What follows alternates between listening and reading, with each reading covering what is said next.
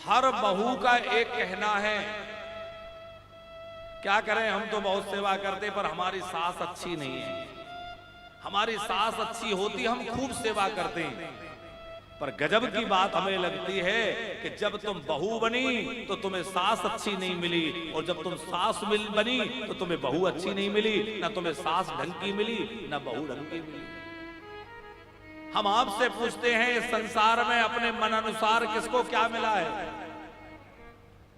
पत्नी कह रही है पति मन जैसा नहीं है, पति कह रहा है पत्नी मन जैसी नहीं है, पड़ोसी कह रहा है पड़ोसी मन जैसा नहीं है। तो भैया हमारे मन जैसा सब कुछ मिल जाए ये संभव नहीं है। जो कुछ मिला है उसी को अपना मन मिला के आनंद लेते चलो, यही जीवन की सच्चाई है। जो मिला है उसके साथ प्रेम से रहो।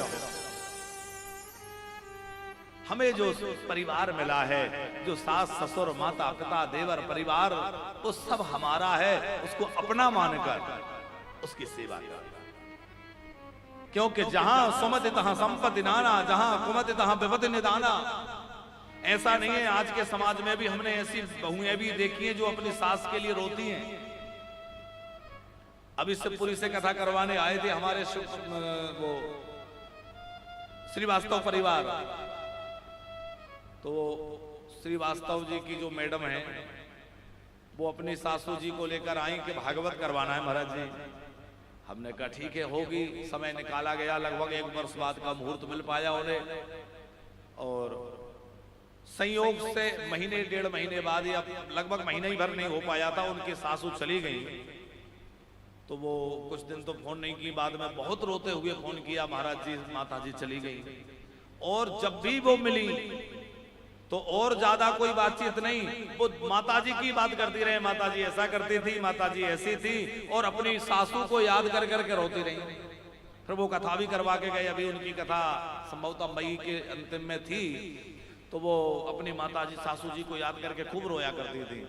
हमने कहा देखो ऐसी भी बहुएं हैं, और ध्यान रखना आप अपने सास ससुर की सेवा करोगे तभी तो आगे आपकी व्यवस्था बनेगी। आज आप जैसा व्यवहार करोगे वैसे ही तो मिलेगा। द्विवेदी जी वो घटना आपने सुनी होगी, एक बड़ी प्रसिद्ध पुरानी बात है कि एक बहू अपनी सासू को मिट्टी के बर्तनों में भोजन देती थी। मिट्टी के पात्र में खिलाती, सोचती कौन धोएगा कौन मांजेगा, ये बुढ़िया का झूठा, तो खिला करके उसको फेंक देती थी। छोटा बच्चा उसका देखता था तो वो वहां से वो जो फेंकती थी वो कटोरा वो बर्तन उठा के ले आता, एक कमरे में रख देता। सफाई करते करते एक दिन वो बहू गई, उसने देखा कि अरे मैंने जो बर्तन फेंके थे मिट्टी के सब कोने में ढेर लगा है। बच्चे को बुलाया, ये किसने किया? बच्चा बोला मैं लाया हूं। क्यों? बोले इसलिए कि अभी तो कुमार है तो मिट्टी के बर्तन मिल जाते हैं, जब तुम बुढ़ी हो जाओगी मेरी बहू आ जाएगी, उस समय हो सकता है कुमार ना रहे, तो मैं तुम्हें किसमें खिलाऊंगा? मेरी बहू आएगी वो तुम्हें कहां भोजन देगी, इसलिए ये इकट्ठा कर रहा हूं। उसने कहा राम राम तो इसमें खिलाएगा? बोले तुम भी तो दादी को ऐसे ही खिला रही हो, हम अपनी तैयारी कर रहे हैं।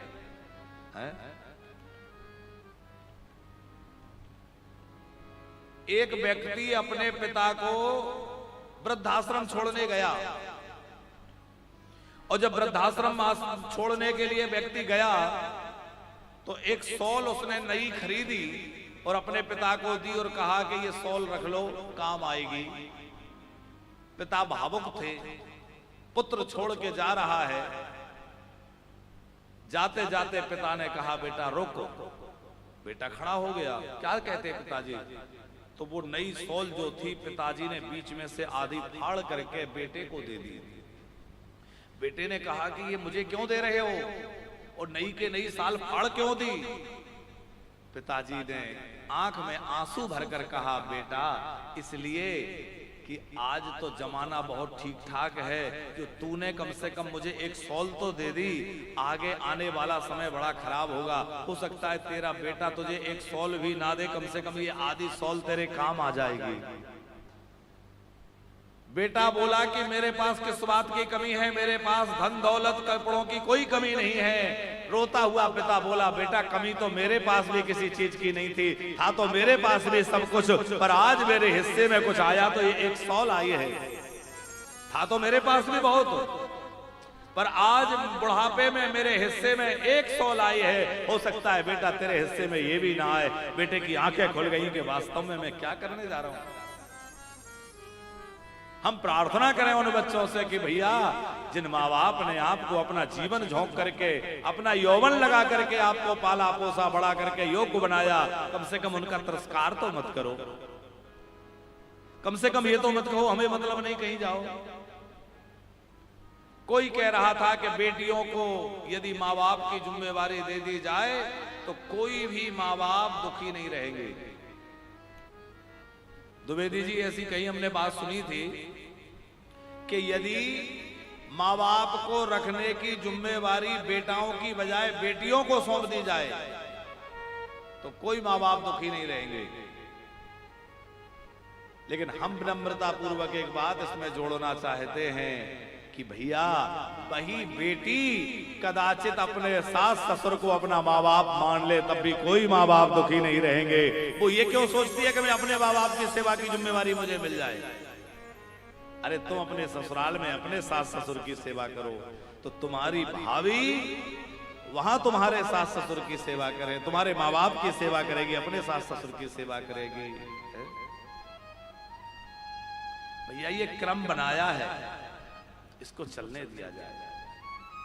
पति तो चाहिए पर पति के माँ बाप नहीं चाहिए।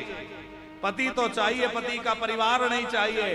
पति का संपत्ति तो चाहिए पर पति का परिवार नहीं चाहिए। ये बात ठीक नहीं है। सारा दोष बेटियों का नहीं है। कुछ बड़ों को भी सामंजस्य बिठाने की आवश्यकता है। लेकिन जहां तक देखा गया है बड़े तो बहुत झुककर चलते हैं। गलतियां हम बच्चों से होती हैं, गलतियां छोटों से होती हैं, पर हम छोटे हैं। देखो एक बात विचार करना द्विवेदी जी, जब हम छोटे थे तो कितनी गलतियां करी होंगी। कितनी बार माँ बाप को परेशान किया होगा, कितनी बार उनके कपड़े बिगाड़े होंगे, कितनी बार उनका बिस्तर गीला किया होगा, कितनी बार जिद करी होगी ये लेना है। माता पिता के पास व्यवस्था नहीं है, गुंजाइश नहीं है, फिर भी उन्होंने दिलाया कि नहीं। हमारी लाखों लाख गलतियां माँ बाप ने हमारे बचपन में हमारी गलतियां माफ की, तो क्या हम अपने बूढ़े माँ बाप की गलतियां माफ नहीं कर सकते। कदाचित वो कोई गलती कर भी रहे हैं। कहते हैं कि बुढ़ापा और बचपन एक जैसा होता है। अरे बचपन में हमने 1000 गलतियां की, माँ बाप ने हंसते हंसते क्षमा कर दिया और हमें हृदय से लगाए रखा। और माँ बाप से कोई गलती हो जाए, माँ बाप से कोई ऐसी बात हो जाए तो हमें वो शत्रु लगने लग जाते। नहीं, उनका आदर करिए। हम कहते हैं आप मंदिर ना जा पाए कोई बात नहीं, पर घर में बैठे सीताराम जी आपके माता पिता हैं, उन्हीं की सेवा कर लो। भैया आपकी सेवा पूजा स्वीकार हो जाएगी। आप तीर्थ यात्रा मत कर पाओ कोई बात नहीं है, भागवत मत करवाओ, यज्ञ मत करो, बड़े बड़े अनुष्ठान मत करो, अपने माँ बाप को प्रसन्न कर लो। इससे बड़ा कोई धर्म नहीं है, इससे बड़ी कोई सेवा नहीं है, इससे बड़ी कोई पूजा नहीं है। अपने बुजुर्ग माँ बाप को जिसने प्रसन्न कर लिया उसने सब कुछ कर लिया।